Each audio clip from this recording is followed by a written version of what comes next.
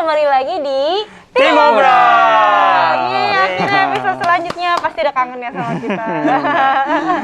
Maaf ya teman kita gaya teman gitu orangnya. Gak apa-apa lah. Oh iya. Nah ya, jadi teman-teman hari ini kita akan bahas soal loneliness atau kesendirian. Dan ya kita juga akan bahas sedikit soal tentang relationship atau pertemanan itu. Pertemanan ya, karena memang loneliness ini sangat dekat sekali dengan friendship atau relationship itu sendiri. Nah teman-teman, sebelum kita bahas lebih banyak, kita mau disclaimer dulu nih teman-teman. Ingat lagi sekali, setiap kalian nonton ini, teman-teman harus ingat obrolan ini hanyalah sebagai obrolan atau juga kita diskusi di sini. Jadi ketika teman-teman dengar ini semua, bukan berarti teman-teman jadi ini semua sebagai landasan kebenaran. Jadi kita sangat rekomendasi teman-teman untuk belajar juga. Jadi di rumah, teman-teman di rumah misalnya baca Alkitab juga sendiri, teman-teman juga saat teduh, teman-teman juga doa gitu ya teman-teman. Berkomunitas, seperti itu orang ngomong gitu lah. Ya kan? Kita diskusi ya Diskusi. pokoknya. Jadi intinya ini adalah sebuah diskusi, jadi teman-teman harus belajar juga. Oke? Oke. Mantap. Nah, jadi kita hari ini akan ngebahas soal loneliness. Tapi sebelum kita bahas lebih panjang juga, aku pengen teman-teman ingetin teman-teman sama teaser yang udah sempat kita lihat bareng-bareng. Yap, kita rewind sedikit. Sama-sama. Guys, nanya dong. Menurut kalian, teman itu penting gak sih? Penting. Ya penting lah. Penting banget lah. Penting banget.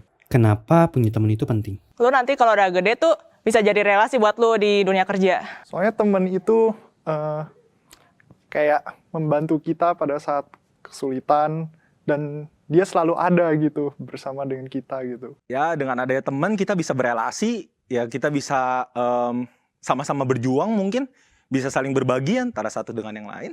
Karena temen juga sedikit banyak pasti bawa pengaruh buat kita. Jadi kalau misalnya kita berteman sama teman-teman yang mungkin dampaknya buruk, pasti juga kita sedikit banyak pasti ke bawah. Jadi mungkin hidup kita juga ke bawah buruknya. Sedangkan kalau misalnya teman kita baik-baik, pasti dia juga bakal mendorong kita buat jadi lebih baik. Karena untuk koneksi, kita juga bisa membentuk suatu relation dan juga hubungan yang baik sama orang. Kenapa? Kalau nggak ada teman mati akhirnya. Nggak ada teman. Kesepian tuh. Kesepian. Hidup terasa hampa gitu. Hampa, merana hidup kita ya. Benar. Nah, kalau yang ini kenapa nih sendirian? Ini teman gue. Tuhan kirimkanlah aku sahabat yang baik hati. Berapa banyak sih teman yang kalian punya? Ini teman gue satu. Udah satu doang kayaknya. Gak usah ngaku-ngaku lo. Bentar, ini maksudnya temen yang benar-benar real friends atau kenal doang? Dua berarti teman gue nih. Jerry sama Florence. Kalau followers lu berapa? Nih, followers gue baru 500. Jadi teman-teman follow Instagram gue. Gue membutuhkan followers baru ya. Lu berapa, Ger? 400. Wah, menangan gue, Ger ya. Kalah. Florence berapa, Flo? Sama sih 500. Wah, 500. Nggak apa-apa, gue sama Florence masih saingan berarti. Followers gue 900. Gue butuh Yang ini orang dong. kayak dia. Yang ini dong. Aku 1.200. Ini nih paling banyak. 3.300. Makanya kita duduk di bagian atas karena kelas kita beda sama ini. Beda. Kalau lu lagi down, stres, nangis, siapa sih yang selalu ada buat lu? Ada dong. Mungkin buat gue sih kayaknya belum ada sih saat ini. Kalau temen ya nggak ada, gue bukan tipe orang yang terbuka ketika gue nangis, gue kasih tahu temen gue gitu, nggak kayak gitu gue.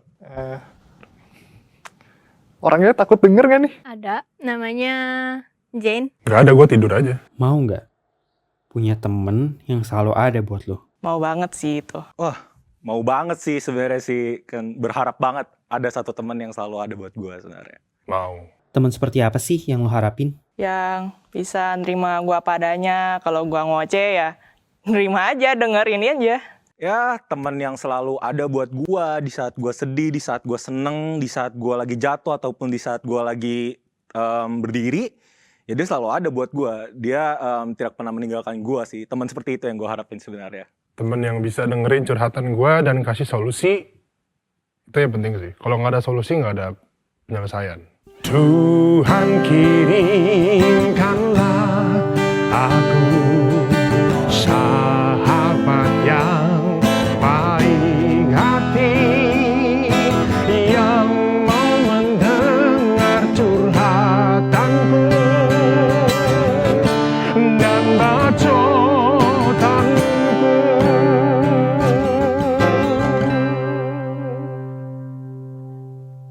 apa yang temen lu lakuin ketika lu lagi down? Beda-beda sih, ada yang ngasih advice, ada yang comfort, ya tergantung aku lagi butuhnya apa. Kayak bantuin aku gitu, jangan sedih. Kayak you can do it, ya kasih encourage aku juga lah ya. Dia pasti ngedukung dan kasih saran yang baik, tapi dia juga nggak maksa aku buat benar-benar langsung bangkit, karena pasti semua butuh proses sih. Dia tahu kita nggak bisa langsung yang bisa pulih balik kayak dulu. Tuhan kirimkanlah aku sahabat yang baik hati, yang mau mendengar curhatanku dan bacotanku.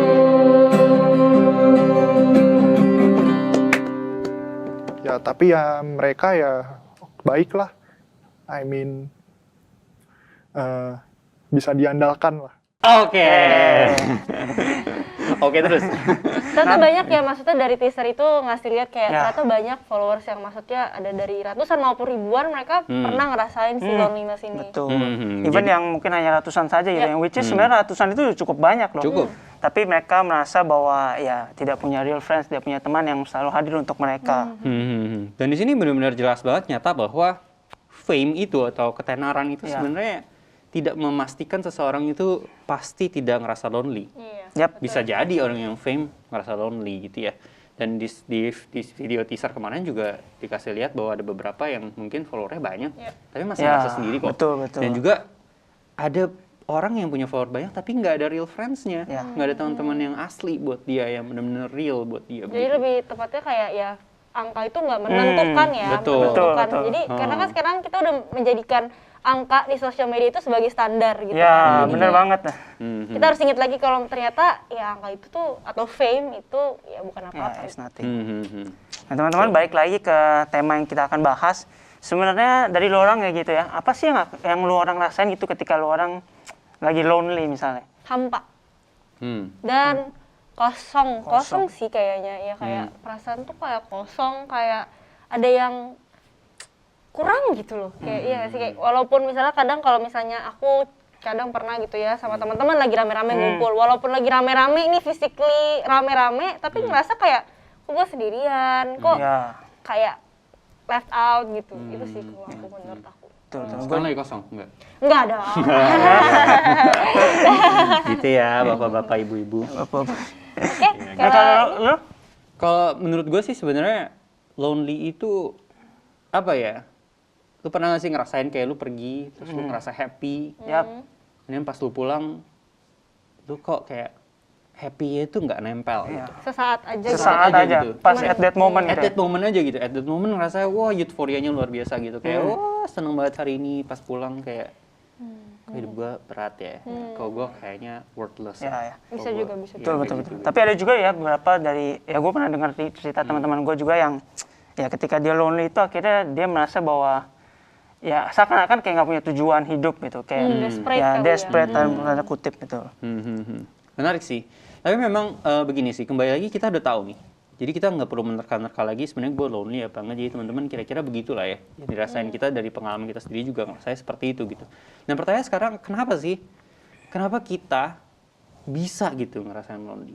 What's happen gitu? Apa yang Banyak sebenarnya sih terjadi? faktornya, karena Benar. itu depend sama Ya. karakter masing-masing Ya. dan situasi orang-orang kan setiap orang beda. Beda. Tapi mungkin kita udah rangkum beberapa poin yang faktor yang mungkin bisa jadi salah satu penyebab salah beberapa penyebab dari loneliness itu. Yang pertama mungkin emang temennya aja yang nggak banyak. Maksudnya kayak dia kurang bisa bergaul orangnya, dari pribadinya dia kurang bisa bergaul, jadi kayak ya nggak ekstrovert lah maksudnya, jadi kayak Betul, betul. temannya nggak terlalu banyak. Mungkin itu Mungkin itu- keterbatasan kali ya. Ya maksudnya mungkin itu gitu. bisa jadi ya, dan mungkin juga ada masalah di kita juga. Maksudnya lu mungkin menyebalkan itu sampai memunculkan lu, you never know, atau lu emang nggak punya teman aja. juga salah satu gitu kan. faktornya. Atau ada yang ekstrimnya ya ada juga beberapa orang yang merasa antisosial, jadi dia tidak perlu untuk deketin orang, dia tidak perlu untuk ngobrol Ya. sama orang. Karena gitu. nggak merasa perlu Ya, kali ya. betul, Jadi, betul. Merasa perlu. ya. Dan mungkin juga ada orang tuh sebenarnya punya teman guys, tapi nggak didengerin rasanya.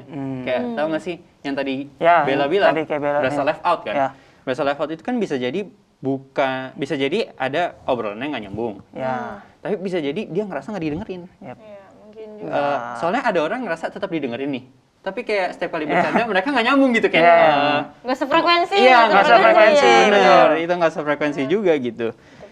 Dan mungkin juga ada orang-orang yang kayak apa ya, pilih-pilih teman. Iya, makanya itu bergantung sama ini banget kan. Terlalu banyak faktor yang sampai akhirnya sulit sih menurut kita juga masih banyak sekali faktor-faktor lain di luar sana yang menyebabkan kita bisa merasa lonely. Tapi teman-teman dari teaser kemarin kita ada beberapa pertanyaan nih. Tapi mungkin kita nggak pilih semua, karena kita ada bahas sedikit-sedikit dan ada beberapa kita pilih. Jadi terima kasih buat teman-teman sudah memberikan pertanyaan. Jangan lupa next untuk kasih pertanyaan lagi. Jangan menyerah, karena kita akan kasih jawab. Jangan menyerah. Tetap berjuang, ya kan? Nah, hari ini akan memberikan pertanyaan sekaligus menjawab seperti biasa. Beda hari ini. Ini muka yang baru, mungkin teman-teman baru melihatnya, begitu ya. Hari ini spesial. Kita akan diberikan pertanyaan oleh seorang wanita cantik. Langsung aja kali ya. Iya, mari kita langsung aja. Oke, silakan perkenalkan diri dulu dong. Nama gue Stefani gitu ya.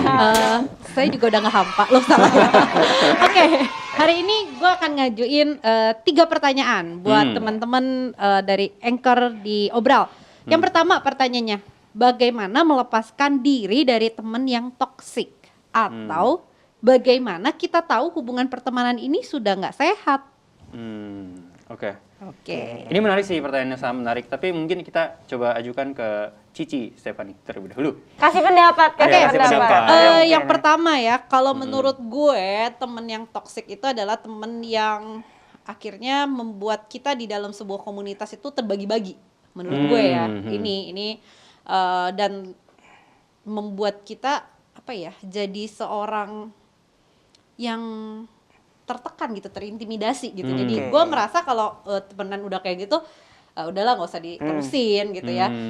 Ya udah temenannya sebatas ya teman biasa, tapi jangan sampai mengintimidasi kita. Nah kalau udah mengintimidasi mungkin itu ya kita mungkin boleh ceki-ceki kali gitu ya. Ceki-ceki. Ceki-ceki. Iya ceki-ceki lah ya. Jangan lupa diceki-ceki. Cekidot.